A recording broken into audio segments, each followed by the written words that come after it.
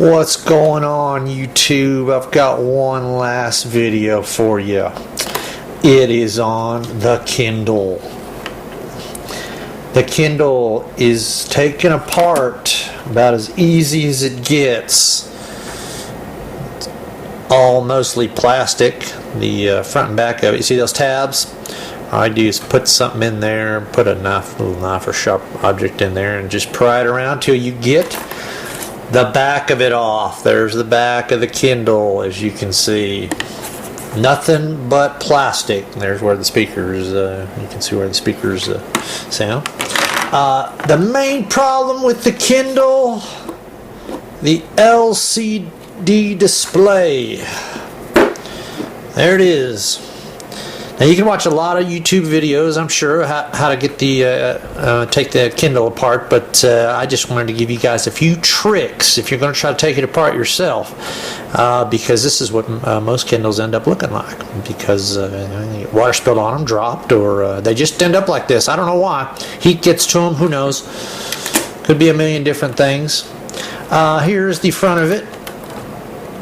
As you can see, there you go.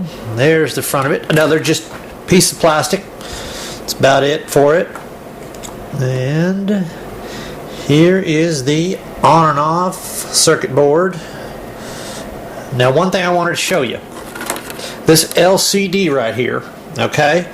It is on very carefully with just stick tape, stick glue, but I don't know what you'd call it, but that's all it's on with.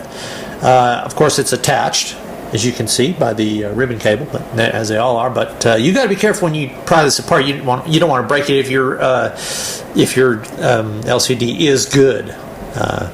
All you want to do is be very careful with prying that off. Make sure you get a sharp butter knife object, whatever, and pry it apart very, very slowly. Don't push up on it or anything. Just run there's where most of the stick stuff is on the two sides anyway. Just run just run a knife or something in there through there, and when you're doing that, now this board comes off. There's the on and off switch right there. This board comes off pretty easy. There's a couple of things you got to be careful with, but not much to it.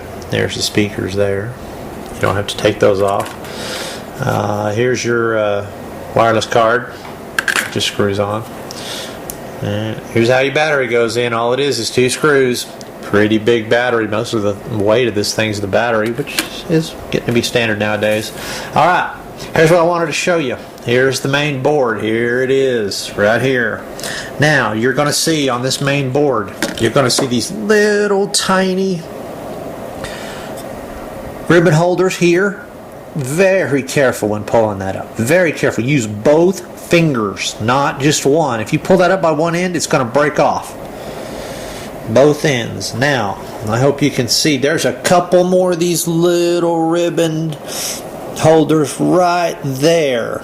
Very carefully use a pin and pry it up very slowly, very carefully. You break that thing off, there goes your circuit board.